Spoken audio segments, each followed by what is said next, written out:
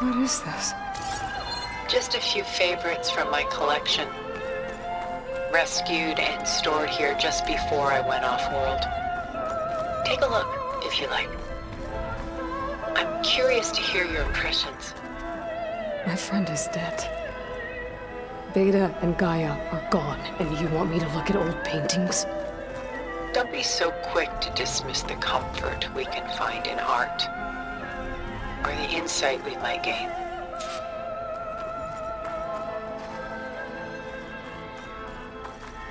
A portrait of the painter, Rembrandt's son Titus, depicted in the habit of a monk. I don't get it. Why would someone like you, with infinite resources, care about this painting of a boy in a hood? It's not the image itself, but the feeling it conveys. The face is bright and defined, but his eyes are downcast, heavy with misfortune. And the background seems to swallow all light. The painting is infused with a sense of loss. I guess I understand how the painter feels.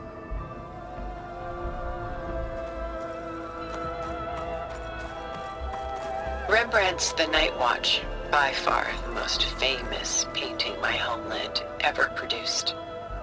It was commissioned to honor a militia made up of influential citizens. I guess you must have been an influential citizen? In my day. But not as influential as you've been in this new world.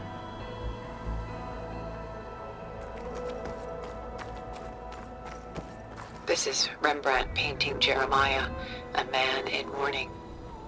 Mourning what? His home. The ancient city of Jerusalem. He foresaw its impending doom, but could do nothing to prevent it.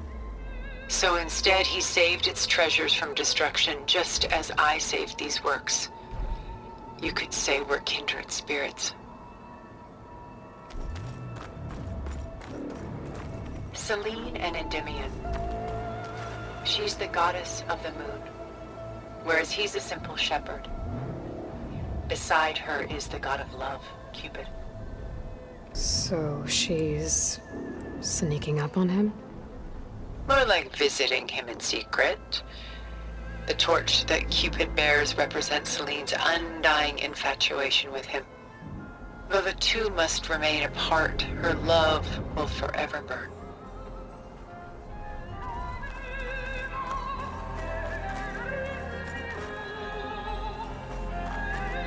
My favorite pairing on the left is Woman Reading a Letter by Vermeer, a true master. And on the right is a forgery, Woman Reading Music, which fooled experts into believing it was a priceless original. Early in my career, I became fascinated with such deceptions. Eventually, I developed scanning software that could detect fakes with unparalleled accuracy. Is that how you made enough money to buy your way onto the Odyssey? Oh no. I made my real fortune later.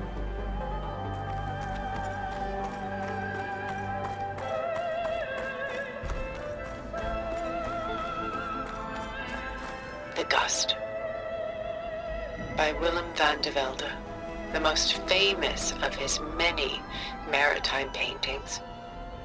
A ship crossing into the unknown. I guess you're familiar with that. Indeed, which is why I appreciate this composition in particular. Though waves and wind threaten to destroy the ship, it perseveres, clinging to the light even as darkness closes in all around it.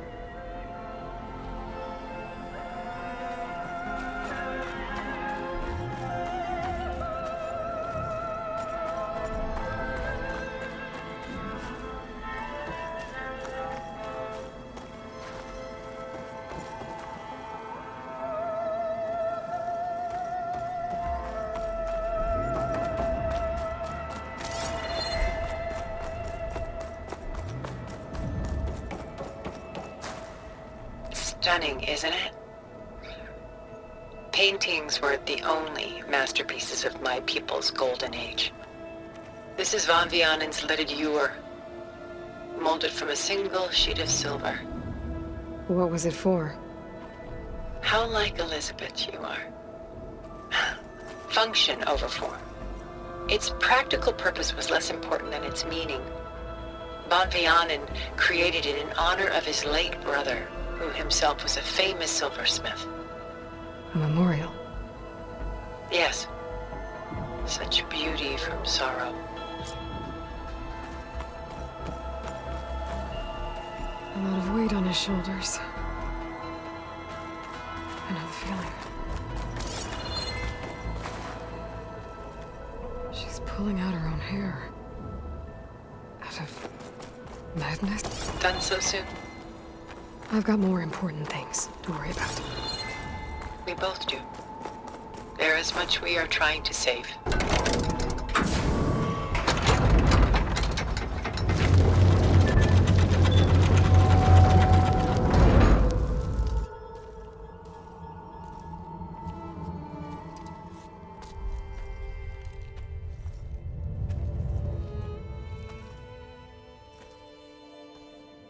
There you are. Feeling better? How did you find us? At the cauldron? And what did you do to everyone right before I passed out? All business, I see.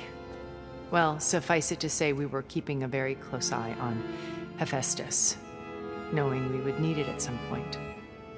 Your ruse didn't fool us, and as for my little trick, it was an overload of the senses, accompanied by an energy discharge. Gerard and Eric were only momentarily disoriented due to their shields, but it rendered you unconscious while I got you out. Perhaps some breakfast might steady you a bit?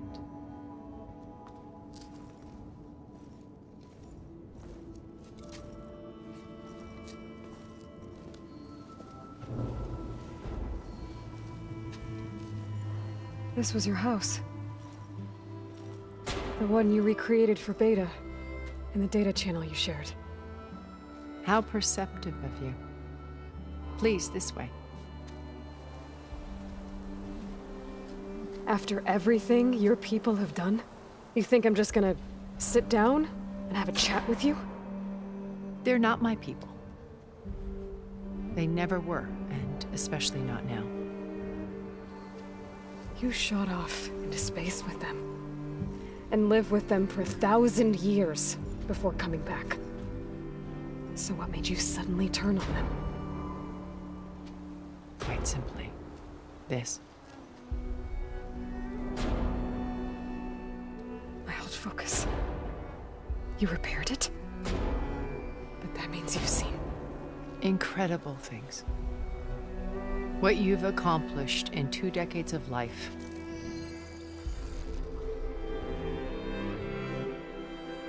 A 1,000 years at my back and I haven't even come close.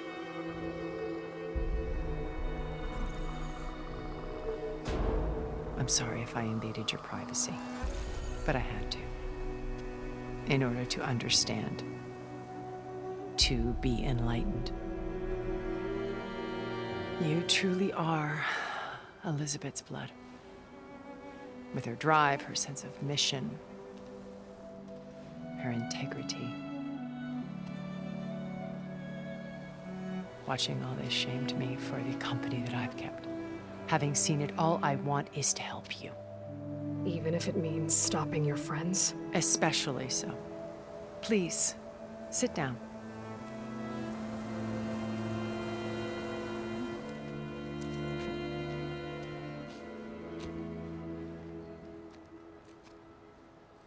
There. That's better. Now, we must recover Beta and Gaia at all costs. By now, you must know that Gerard intends to use Gaia to reboot the Earth's biosphere. Remaking this world to specifications that would only suit us immortals. This process will kill every living thing on the planet. He calls it a clean install. Not if I stop him first. Not if we do. And once he and the others are gone, we can work together to fulfill Elizabeth's dream. I'm sure Beta told you that there's a build of the Apollo database on board our ship. A complete collection of human knowledge. With that and Gaia, we could do everything Elizabeth wanted. Heal the biosphere, educate the people of this world, uplift them. Create the world she imagined.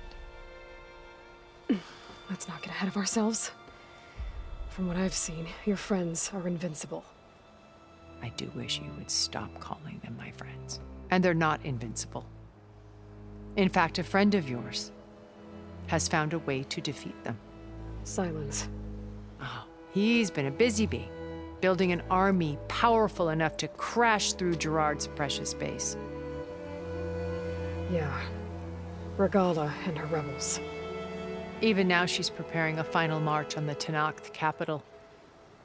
When she wins, she'll have the entire tribe under her control. Hundreds of warriors and machines to throw at the base. She's been duped. They'll all perish, of course. But it should be enough to break Gerard's defenses and allow Silence to kill him. Along with all the others. Using the new weapon he's developed. Yes, he's found a way to circumvent our shields. Truly an exceptional man. He's planned for everything. Except you and me. You see, while his army is battering down Gerard's doors, you and I will sneak in through a back way. One that only I know about. While Silence and my friends are busy battling each other, we'll take back Beta and Gaia. I told you I want to help you. I mean it.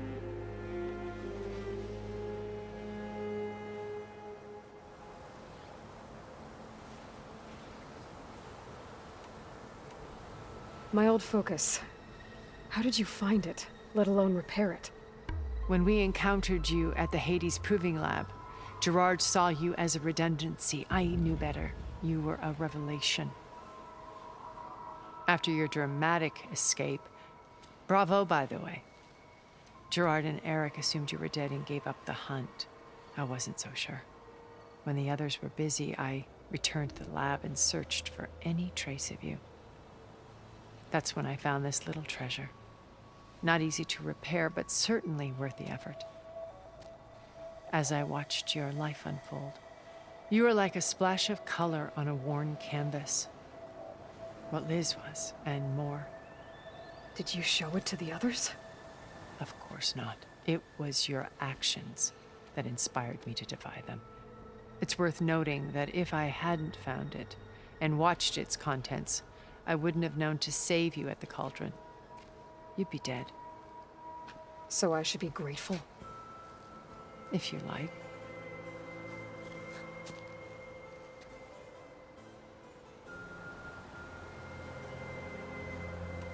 So you know all about me.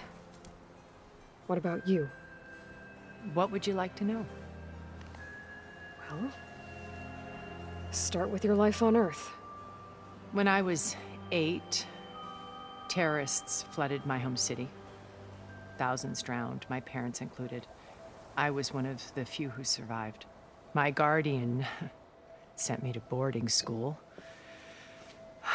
Among my peers, I was the strange girl, the orphan to be avoided. All because of circumstances beyond my control. Oh. So we're a lot alike, huh? Aren't we? You were an outcast. But you didn't let that stop you from getting what you needed. Neither did I. I climbed my way out of desolation and used my wits to build a fortune. First from the technical analysis of art and the detection of forgeries. Profitable expertise in those days. But as it turned out, the software I developed was even more useful for counterintelligence. From there, it was only a short step to gathering extremely valuable intelligence on my own. You were a spy? More like a service one could turn to for information. I had to remain anonymous, of course, to protect my privacy. But despite that anonymity, Far Zenith inevitably sought me out.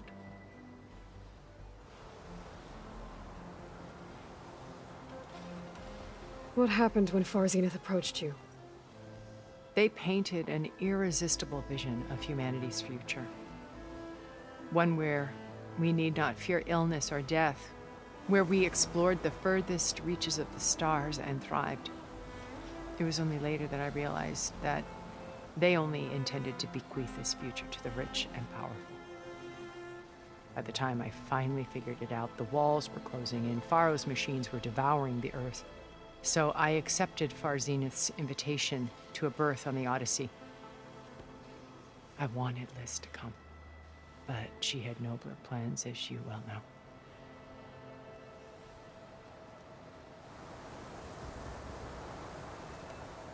So you didn't know the other Zeniths were monsters until it was too late? I knew some of them were, certainly. It wasn't until we were off-planet that I understood the true scope of their greed. I was grateful to simply be alive, but the others became obsessed with a kind of effortless immortality. They built a colony where machines serviced their every need, where any memory or fantasy could be endlessly savored in virtual reality. It wasn't life. It was stultifying, a pampered dream state. As the decades passed, I withdrew more and more, alone yet again, but this time with eons to consider my mistakes. Now, finally, having met you, I feel like I have a second chance. To do what? Help you, of course. To fulfill Liz's dream, which isn't so different from Far Zenith's original vision. A better future for humanity.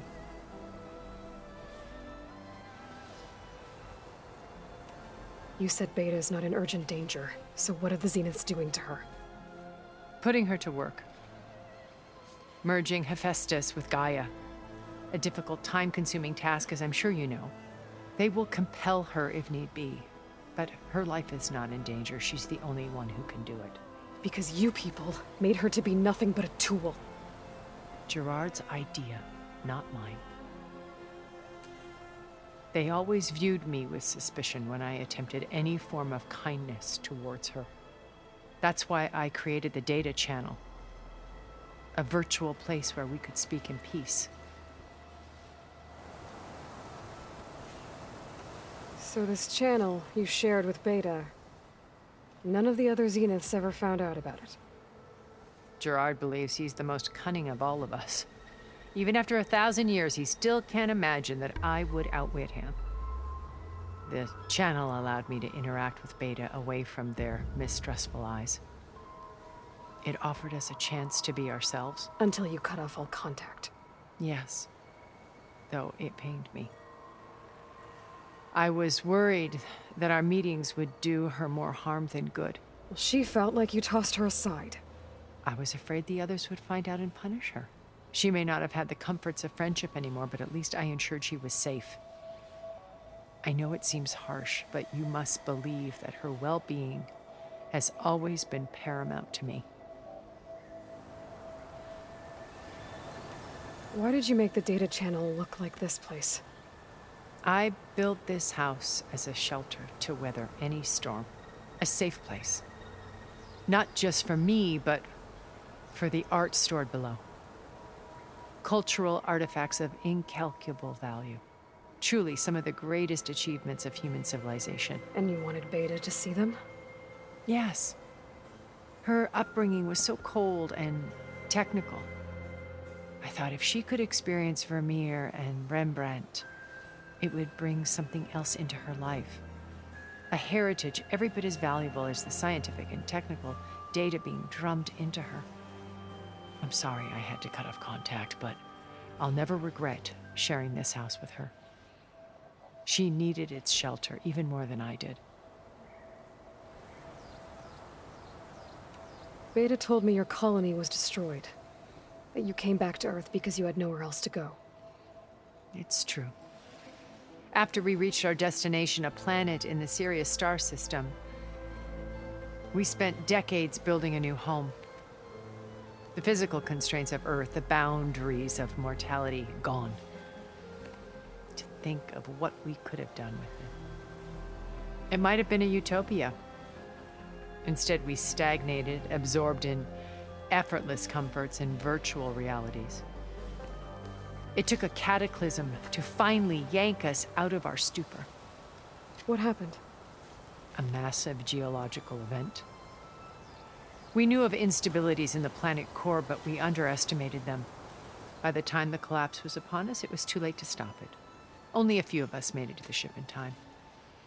We set course for Earth, the only safe harbor left to us. Which you decided to make unsafe for anyone else. Not me. Gerard. He believes it's better to wipe the canvas clean than work around the smudges. No more primitive tribes, no more combat machines, only a blank slate to do with as he pleases. But we will stop him. All we have to do is get into that base. What exactly is your plan to sneak into the Zenith base? We will make use of a lesson I learned from an early age. Always know your exits. In this case, a place where Gerard's new construction meets the ancient foundation, a passage that only I can access. When Silence flings his army at the base, we will enter through this back door, bypassing most of the fighting. The distraction will provide us with a window in which to rescue Beta and Gaia. Once we're inside the base, where will we find Beta and Gaia?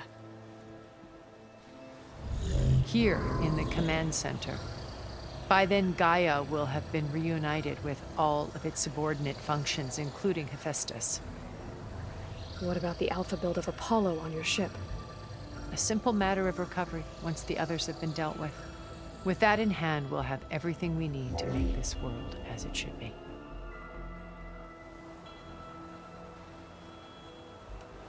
How do you know about Silence's plan?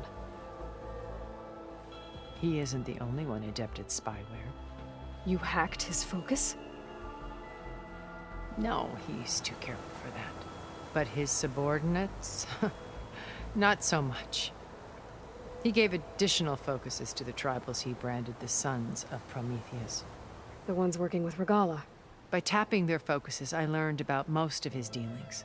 The distribution of override technology, the arming of Tanakh rebels, and the secret pact with Regalla to attack Gerard's base. But how did he come up with a weapon that can take down your shields? That's the one thing I haven't been able to figure out, but however he did it, I'm quite certain it will work. With it and the Tanakh army, victory seems to be within his grasp. Such a shame he'll be disappointed.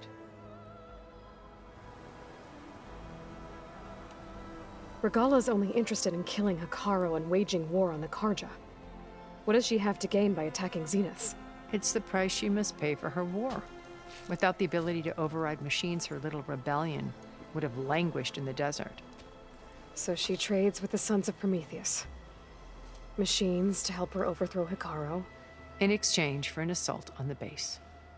Pride has deluded her into thinking she can actually survive such a battle. And all without ever knowing who the Sons of Prometheus really answer to. Yet for all of Silence's brilliance, still he underestimates you. That blind spot is what will allow us to take Beta and Gaia right out from under him. While hundreds of Tanakh are cut down outside. So you knew Elizabeth. What was she like? Liz was everything she was. I see in you. And more. Your ingenuity, your determination, your moral compass. You've managed to distill her greatest qualities and make them your own. I'm not asking about me. Tell me about Elizabeth. What was she really like? The honest answer is that I don't actually know. For all the time that I spent with her, she always kept a part of herself locked away. It was like that from the moment we met.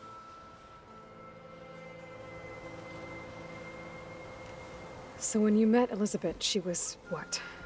Distant? Aloof? Not aloof. Not exactly. It was a summit in Paris about machine learning, a touchy subject in those days, because regulatory authorities were just starting to clamp down on AIs. Liz gave the keynote address. She had already achieved great renown for her work in automated environmental reclamation. But in her address, she was just starting to imagine the next step, an AI-driven system that wouldn't just act on its programming, but actually take responsibility for its sphere of influence. To care about life. Not just follow orders.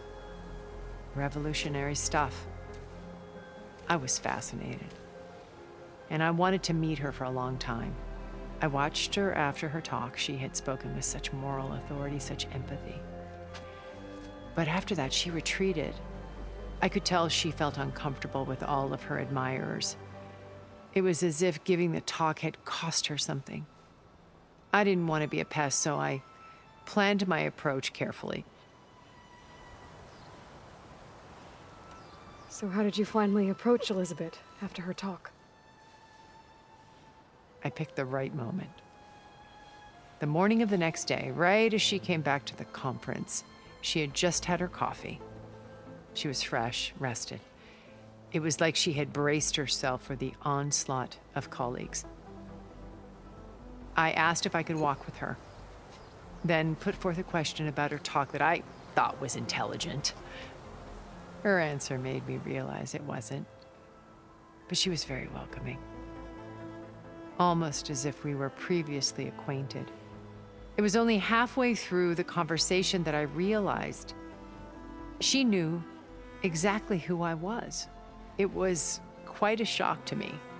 My business was trafficking in secrets, and I took great pains to protect my anonymity. So that was Liz, perpetually one step ahead.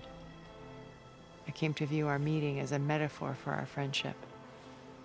She always seemed to know me far better than I knew her. I guess I know the feeling.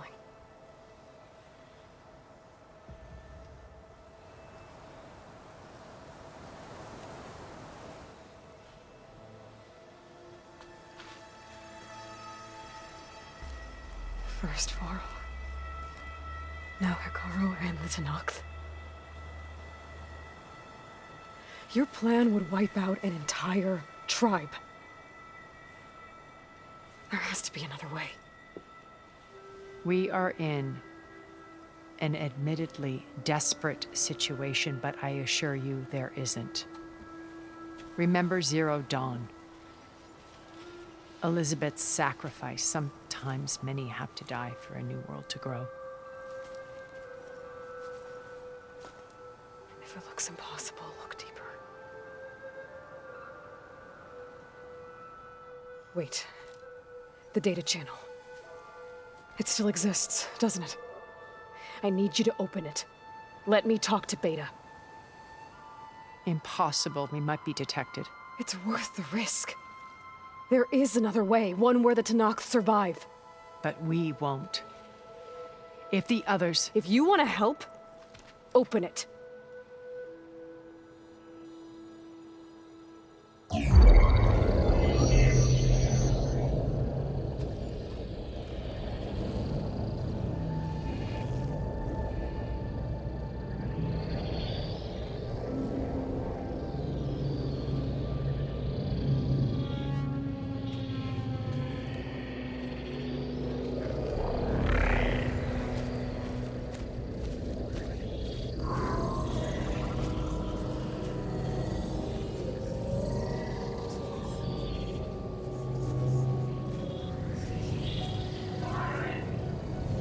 What are they doing to her? Virtual reality dissociation. The manual merge of Hephaestus will take hours upon hours of tedious micromanagement. If she resists the work, they run simulations to induce feelings of isolation and despair.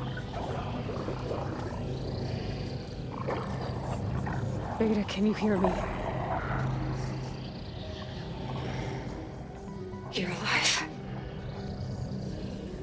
They're watching me. I can't hold up this extra protection for long. You should have killed me. No. No, look at me. I'm coming for you. I promise, okay? I just need you to hold out a little while longer and work on the merge.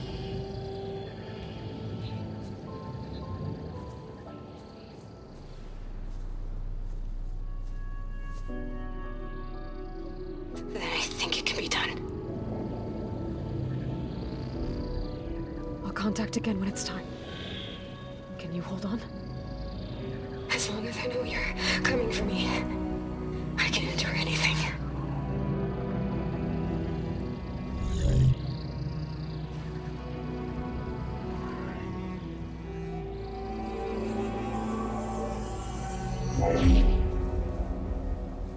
All right. I did as you asked. Now I think you need to tell me what you're planning. I'm going to take Silent's army away. I don't need it. Only the weapon he made to penetrate your shields. And how do you propose to get it? Ask him nicely? Without Regala and her rebels, he won't have a choice. We'll be his only option. Only option for what? What did you tell her?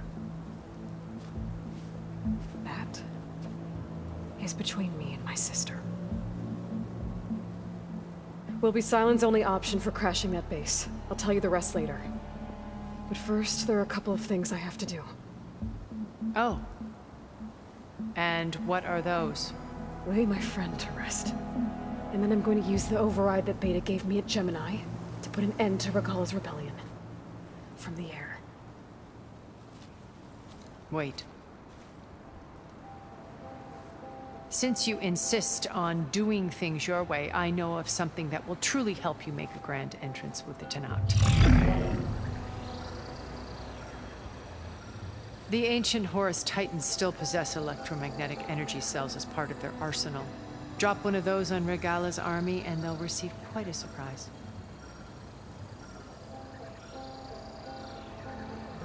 So go, do what you must. I'll come to your base if you manage to bring Silence to the table. Not if. When.